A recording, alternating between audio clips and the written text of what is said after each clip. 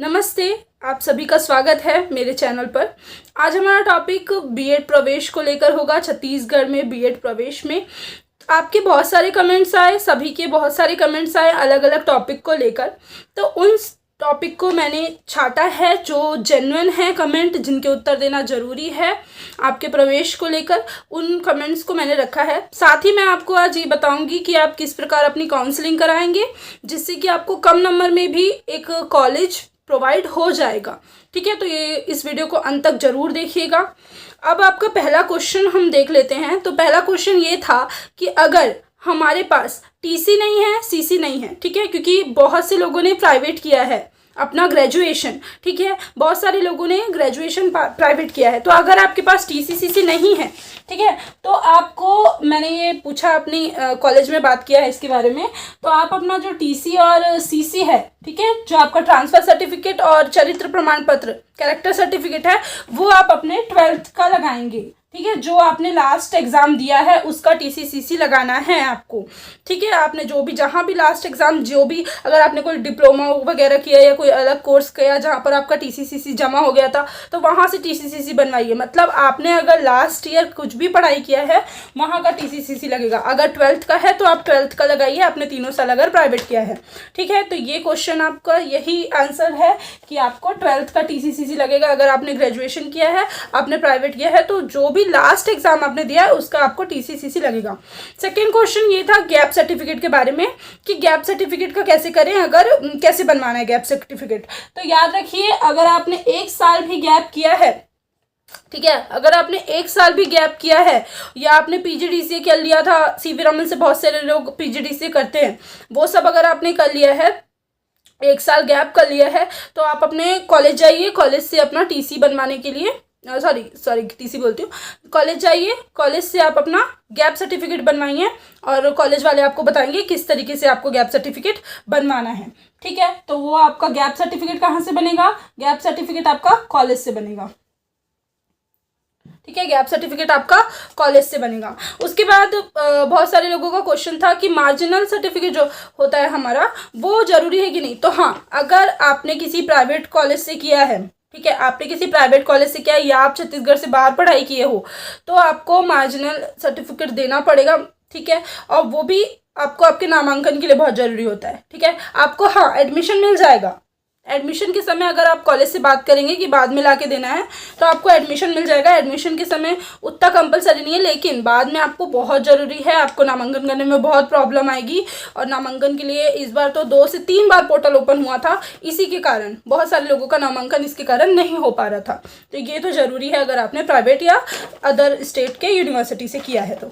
ठीक है, अब यहाँ पे देखिए 4th क्वेश्चन था अदर स्टेट वाले क्या करें। ये बहुत ज़्यादा क्वेश्चन था और मैं भी आश्चर्य हूँ कि छत्तीसगढ़ में अदर स्टेट के लोग भी एडमिशन लेते हैं। तो यहाँ पर उड़ीसा, एमपी और झारखंड के बहुत सारे लोग हैं जिनको एडमिशन चाहिए छत्तीसगढ़ के बीएड कॉलेजेस में।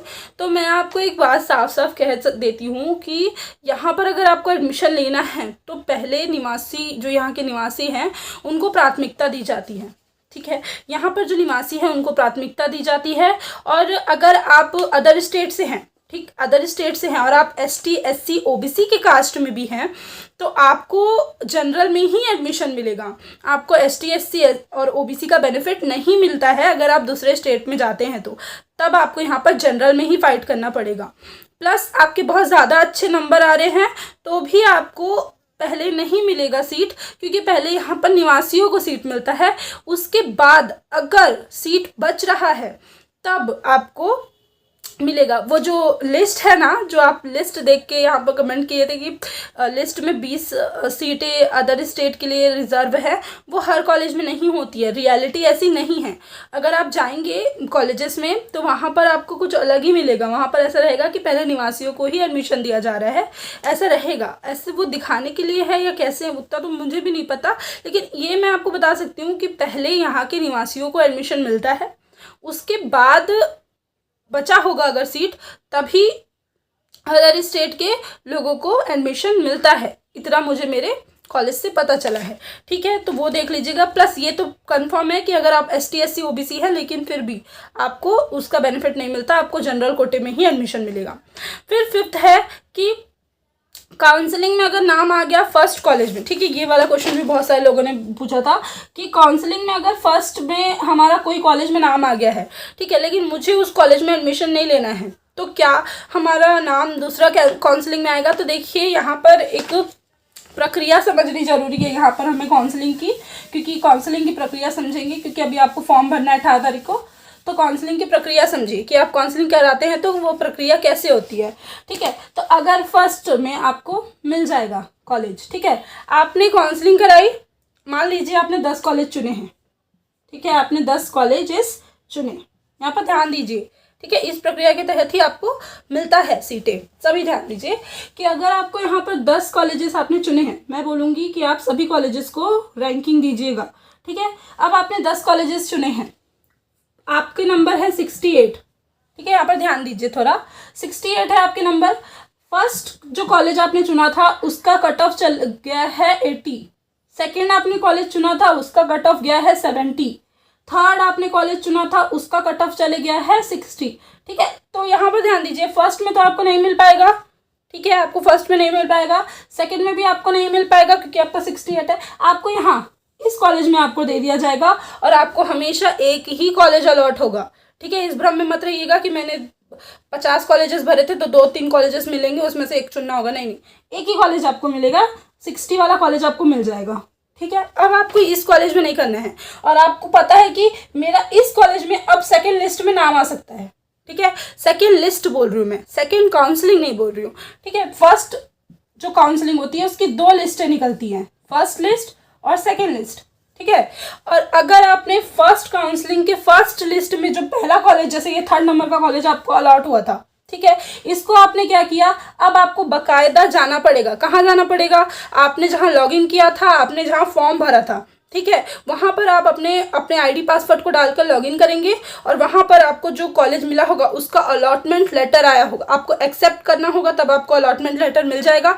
आप जब उसको एक्सेप्ट नहीं करेंगे, वहाँ पर जाके बकायदा उसको रिजेक्ट करेंगे, तब आपका काउंसलिंग लेटर रद्द हो जाएगा और अब आपका जो सेकेंड लिस्ट में नाम आएगा। अगर आपने नहीं किया रिजेक्ट तो आपके इस सेकेंड लिस्ट में नाम नहीं आएगा, सीधा आप सेकेंड काउंसलिंग में चले जाओगे, ठीक है। तो आप जब यहाँ पर आपको ये वाला कॉलेज नहीं चाहिए, आपको लग रहा है यहाँ नाम आ सकता है, तो आप यही करिए, आप अपना फर्स्ट कॉलेज जो भी आपको अलॉट हुआ है अपने लॉगिन कीजिए अपने आईडी पे और उसको क्या कर दीजिए, रिजेक्ट कर दीजिए, तब आपके सेकेंड लिस्ट में आपको कोई कॉलेज मिल जाएगा। और ध्यान रखिए, सेकेंड लिस्ट में फिर कम नंबर वालों को कॉलेज मिलने की बहुत ज़्यादा संभावना रहती है सेकेंड लिस्ट में, फर्स्ट काउंसलिंग के सेकेंड लिस्ट में। अब हम देख लेते हैं कि आप काउंसलिंग कैसे कराएं कि आपको एक अच्छा कॉलेज मिल जाए, ठीक है, किस तरीके से आप काउंसलिंग कराएं। आपके नंबर अगर बहुत अच्छे हैं, ठीक है, अगर आपके नंबर 65+ है तो आपको टेंशन लेने की उतनी ज़रूरत नहीं है, आपको मिलेगा कॉलेज, ठीक है, 65+, ठीक, आपको मिलेगा कॉलेज। अब यहाँ ध्यान दीजिए, उससे कम है आपके नंबर कम है, 50 से 51 है, कम है आपके नंबर, आपको लग रहा है नहीं मिल सकता कोई कॉलेज, तो आप ये ज़रूर ट्राई करके देखिए और बाकी लोग भी करिए जिनको पास में कॉलेज चाहिए और कंपटीशन ज़्यादा है जिनके में, ठीक है। आप पहले तो मैं बोलूँगी पूरे कॉलेजेस को रैंक दीजिए, आपको अगर करना है बीएड तो पूरे कॉलेजेस को रैंक दीजिए, किसी कॉलेज को मत छोड़िए। प्लस अगर आपके कम नंबर है, ठीक है, आपके कम नंबर आ रहे हैं, आप उसी कॉलेज को फर्स्ट रैंक दीजिए जिस कॉलेज में कम लोग लेंगे एडमिशन।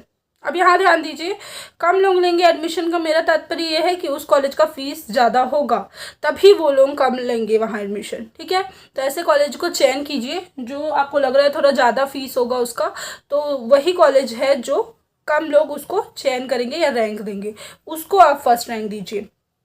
अगर आपके नंबर बहुत कम है और आपको लग रहा है मुझे कोई बीएड कॉलेज नहीं मिलेगा, देखिए मैं एकदम साफ साफ कह रही हूँ, ठीक है, क्योंकि यही तरीका है, आपको एक बीएड कॉलेज मिल जाएगा, ठीक है। अब बाकी लोग कहेंगे कि ऐसे करिए वैसे करिए, लेकिन यही सच्चाई है, जिस कॉलेज में ज़्यादा फीस होगा उसी कॉलेज को सब कम लोग ही उस कॉलेज को अपनाएंगे। अब ये नहीं है कि आपका नंबर 65 है और आप वैसा कर रहे हैं, वैसा नहीं करिए। अगर आपके नंबर बहुत ही कम है तभी ये करिए, देख तो मत करिए, आपको मिल जाएगा कॉलेज, फर्स्ट में नहीं तो सेकंड में मिल जाएगा। अगर आपके नंबर बहुत ही कम है तभी ये काम करिएगा, ठीक है। उसके बाद आप उससे थोड़ा कम जो कॉलेज फीस लेती है उस पर अप्लाई कीजिए, फिर उससे कीजिए और फिर उससे कीजिए। प्लस आप हर कॉलेज को रैंक दीजिए, हर कॉलेज को रैंक दीजिए, क्योंकि इधर ना उधर कहीं ना कहीं तो मिलेगा। तो हर कॉलेज को रैंक दीजिए अगर आपके नंबर कम आ रहे हैं तो। ऐसा करिए तो आपको ज़रूर कॉलेज मिल जाएंगे। और थोड़ा दूर भी जाना पड़ रहा है तो ज़रूर जाइए, आपके नंबर कम है और आपको बीएड करना ही है तो ऐसा करना पड़